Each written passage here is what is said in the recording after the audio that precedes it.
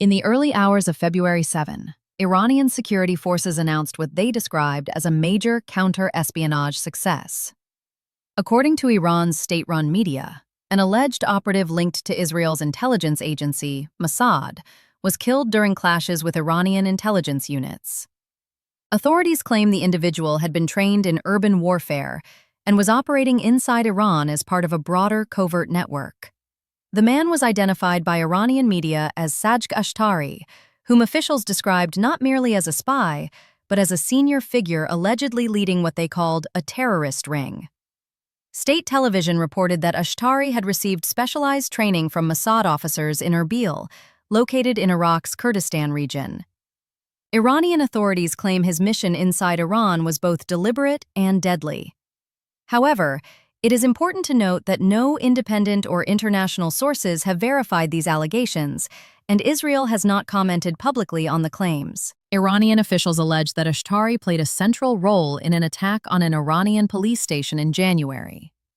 According to the Interior Ministry, Police Station 126 in Tehran's Pars district came under armed assault during a period of heightened unrest across the country. Iranian authorities described the incident as part of what they call foreign-backed riots, accusing the United States and Israel of fueling instability inside Iran.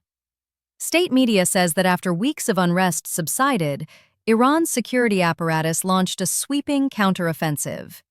Intelligence and security units across multiple provinces reportedly carried out mass arrests, targeting what officials described as armed cells and espionage-linked networks. According to figures released by Iranian authorities, more than 470 individuals were detained across 3 provinces. Officials described those arrested as key figures involved in violent unrest and armed activities allegedly connected to foreign intelligence services. The breakdown provided by state media highlights the scale of the operation. 192 armed suspects were detained in Khorasan Razavi province. 134 individuals were arrested in Loristan province. 150 people were taken into custody in Zanjan province. Alongside the arrests, Iranian forces displayed what they described as a large cache of seized weapons. State television broadcast images of Kalashnikov rifles, hunting weapons, Winchester firearms, bulletproof vests, and a range of so-called cold weapons, including daggers, swords, brass knuckles, tactical knives, crossbows, and metal chains. Iranian officials say the seizures demonstrate what they describe as a sharp escalation in covert operations inside the country. The government framed the crackdown as part of an expanded counter-espionage campaign, which officials say intensified following the 12-day conflict between Iran and Israel in June. That conflict, which pushed the region to the brink of a wider war, marked one of the most direct confrontations between Iran and Israel in recent history. During the fighting, Israel carried out strikes on Iranian nuclear and military infrastructure, while Iranian forces launched waves of missiles toward Israeli territory. Iranian media reports that in December, the government sent what it called a strong deterrent message by executing a man convicted of spying for Israel. Authorities say the execution was intended to signal zero tolerance for espionage activities inside the country. Tehran claims it is systematically dismantling what it describes as Israel's urban warfare and intelligence network, piece by piece.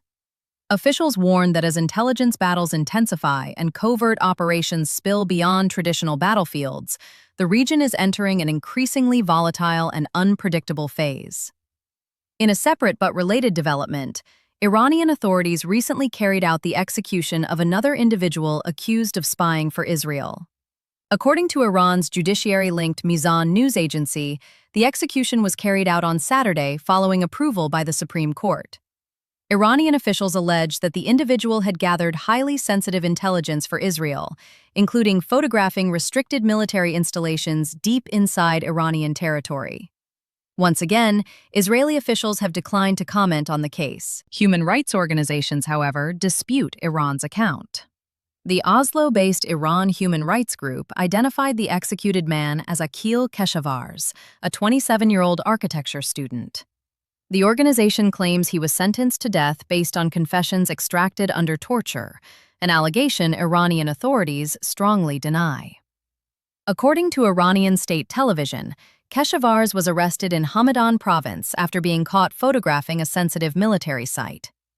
Authorities allege that he conducted more than 200 espionage missions across multiple Iranian cities, including Tehran, collecting images, coordinates, and classified data for Israeli intelligence agencies.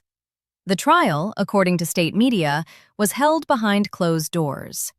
The death sentence was later upheld by Iran's Supreme Court, clearing the way for the execution. Analysts say the case underscores what they describe as an intensifying shadow war between Tehran and Tel Aviv, one increasingly fought through intelligence operations, cyber warfare, sabotage, and targeted killings rather than conventional military engagements.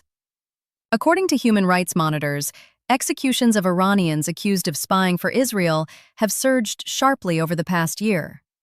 Multiple death sentences have reportedly been carried out in recent months, raising alarm among international rights groups and adding to mounting geopolitical tensions. This escalation follows the June conflict, during which Israel reportedly struck Iranian nuclear facilities and assassinated several high-ranking Iranian military commanders. Iran responded by launching hundreds of missiles toward Israel, some of which reportedly penetrated Israeli air defense systems and struck targets in and around Tel Aviv. As tensions escalated, the United States became directly involved. During the conflict, U.S. B-2 stealth bombers were reportedly deployed, dropping bunker-busting munitions on Iranian nuclear facilities at Isfahan, Natanz, and Fordo. Following those strikes, then-President Donald Trump announced a ceasefire, temporarily halting open hostilities. While the ceasefire reduced direct military exchanges, analysts warn that it did little to end the broader conflict. Since that confrontation, Iran has reportedly executed at least 11 individuals on espionage-related charges, according to human rights organizations. The surge in executions has intensified international scrutiny and further strained relations between Iran and Western nations. Israel has not publicly commented on the latest execution, but Iranian officials say the message is unmistakable. Tehran insists it will show zero tolerance for espionage and covert operations inside its borders. Meanwhile, Israel has issued fresh accusations of its own, claiming it has uncovered a sprawling intelligence network linking Iran and its allies, including Russia.